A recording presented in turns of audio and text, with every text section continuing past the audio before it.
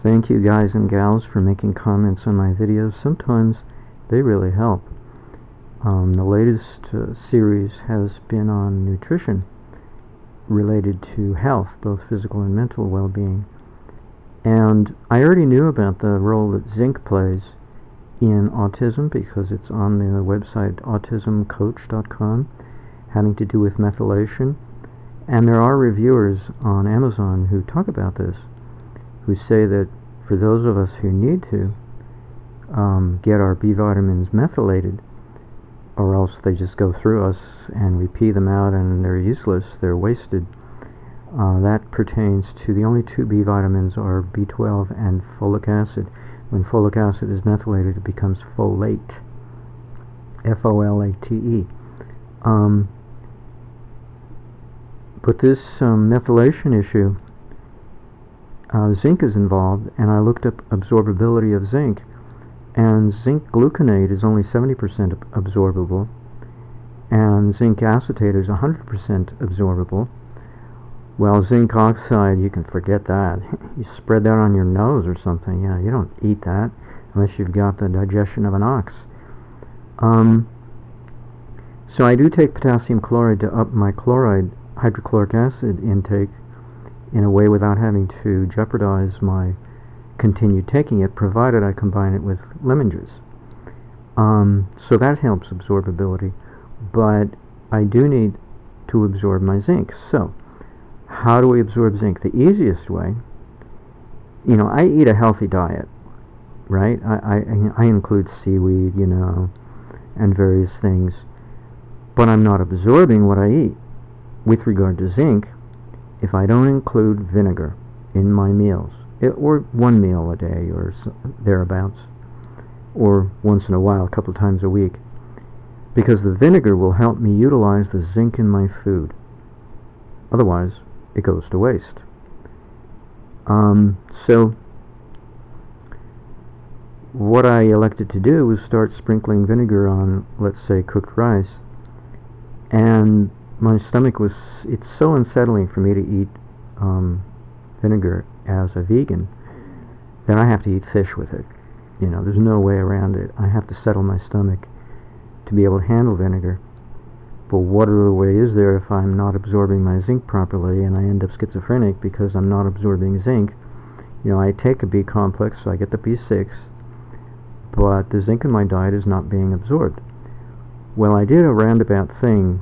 I ordered some zinc lozenges that are based on zinc acetate, and I may think of ordering zinc acetate powder through Amazon. But in the meantime, I don't have extra money to do this, but I do have raw apple cider vinegar, Bragg's apple cider vinegar, and I do have these zinc rods that are very pure zinc. I got them from megabiz.com, I think it's called, in which they use the galvanic response between a pure zinc rod and a pure section of copper pipe. They're placed on either side of the testicles to boost testosterone production. So I bought a whole bunch of them some years ago, 4 years ago in fact, and I made a few videos about it, but I couldn't think what else to do with them, and I tried using the zinc rod instead of silver or alongside silver to make something similar to colloidal silver with my colloidal silver generator, but it didn't work. But now I'm thinking with the ionic approach that I take to silver, namely I put a piece of silver wire in the bottom of my drinking water and then put various salts or acids in there to help eat away at the silver to create some silver ions in a small amount. Why don't I do the same thing with the zinc rod? So I have apple cider raw vinegar in a small container, and I put the zinc rod in there, and then I sprinkled a little bit of that vinegar on my food. So I have a roundabout way in the interim of getting zinc supplements in the acetate form to not only add vinegar to my diet so I can absorb the zinc that's already in my food, because like seaweed contain between 1 and 2 milligrams of zinc. That's a lot of zinc, if you're starving for zinc. But can you absorb it? And I even have zinc gluconate tablets 50 milligrams, I believe. But at best, they're 70% absorbable, and at worst, God only knows. So I take them now so that at least the zinc gluconate is in my gut, and then to help me absorb it, I'll have a meal with a little vinegar, and then I can boost my absorbability of that zinc gluconate. So that's what I'm doing currently. And I do find an improvement in a sense, because, well-being overall, it's nice. So it's funny that for lack of vinegar, a person should suffer. And I was thinking, what helped me think about this was the memory of what I read online about how silver was used by the wealthy back in the day of the bubonic plague that prevented them from coming down with the bubonic plague. They stored their 4 beverages in silver urns: water, wine, milk, and vinegar. And it's the vinegar that would have probably the most amount of silver content of all those 4 beverages, I'm assuming. I don't think alcohol is going to produce much silver ions, but vinegar, oh boy. So, but I thought to myself, why would vinegar be so important to the diet of ancient peoples, semi-ancient peoples? What's so special about vinegar? It's the end product of the fermentation of wine. Most people, I can understand, they want to have a little wine with their meal to help them relax, but why vinegar? Vinegar's weird. As a vegan, it poses a challenge for its weirdness. I can appreciate grapefruit and the tartness of lemon, but vinegar? That's really weird. But now I see. It's to help people absorb the zinc in their diet. Otherwise, the zinc that they consume will go to waste.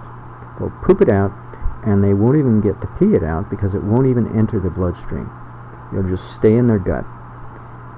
Zinc's not that easy. That's why we use to absorb. That's why we use zinc oxide on our nose. You see the lifeguard with the white coating on his or her nose.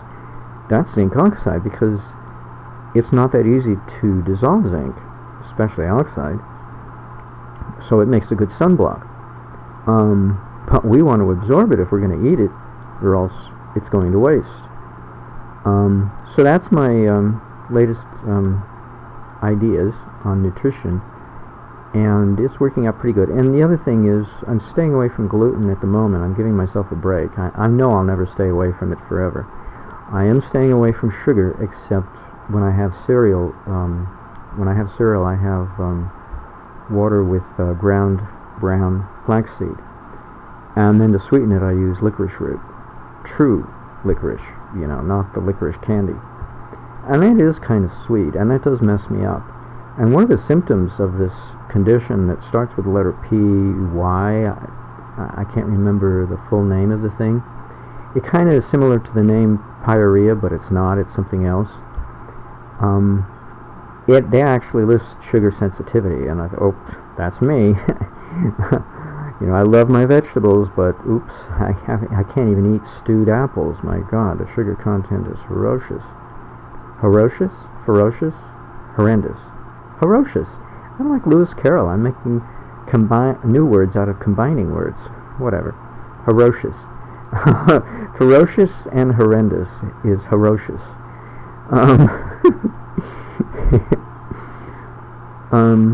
So there were several symptoms that certainly, I qualify for.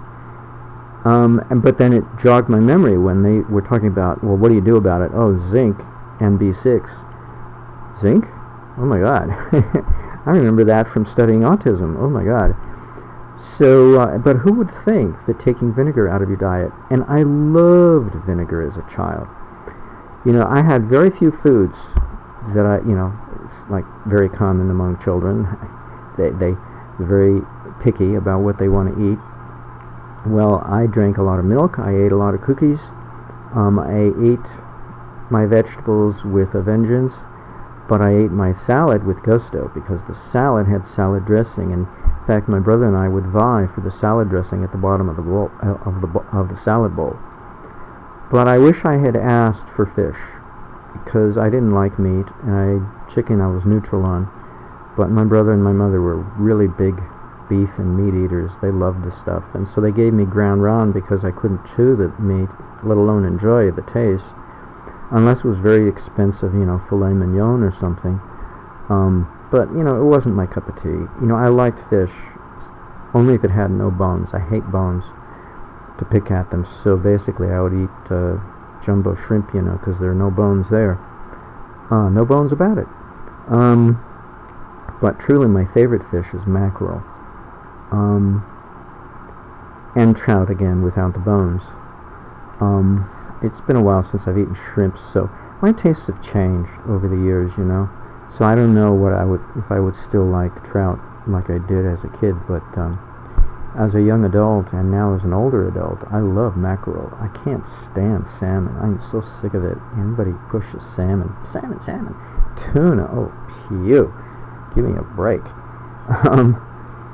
But it's amazing how many foodstuffs from an animal, flesh food, particularly seafood, are rich in zinc, as well as land-based flesh foods. It's really uncanny. I don't know why that's the case, but it shows you where zinc congregates in the physiology, in the muscle tissue, for one thing. So bodybuilders take zinc for a good reason. They want to build up their muscle mass. Of course, they'd benefit if they also included to their supplement list iodine and iodide. Few know about that magical moment of changing the balance of body fat to body muscle. What's the balance between muscle versus fat?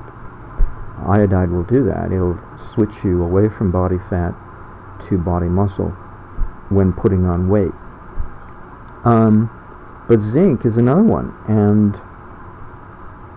I may not be iron anemic.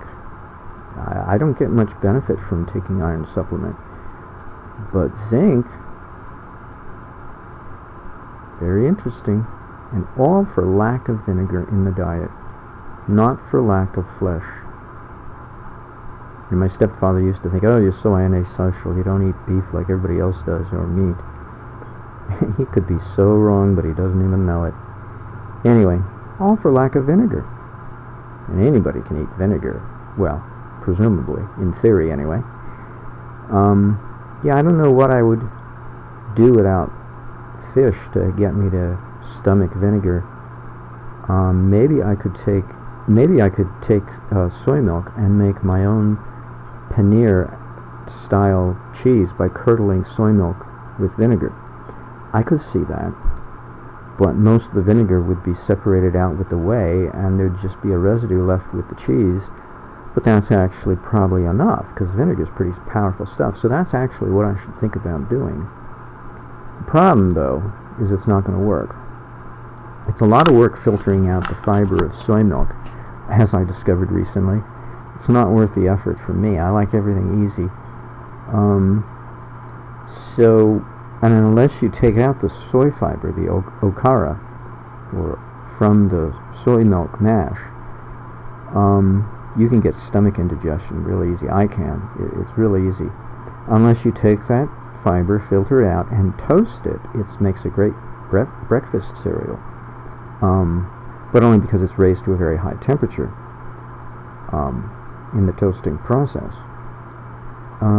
It's probably why soy nuts and soy nut butter is so popular, because it's toasted, and so it makes it possible to eat the fiber and get away with it and not get any kind of bloat and indigestion from eating soy fiber. Because for some reason boiling soybeans is not good enough for us to handle the soy fiber, and that's why the Asians make soy milk and make tofu out of that, because they wouldn't handle it either. They're no different than us.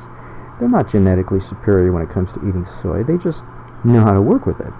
Eat a lot of seaweed and remove the fiber, and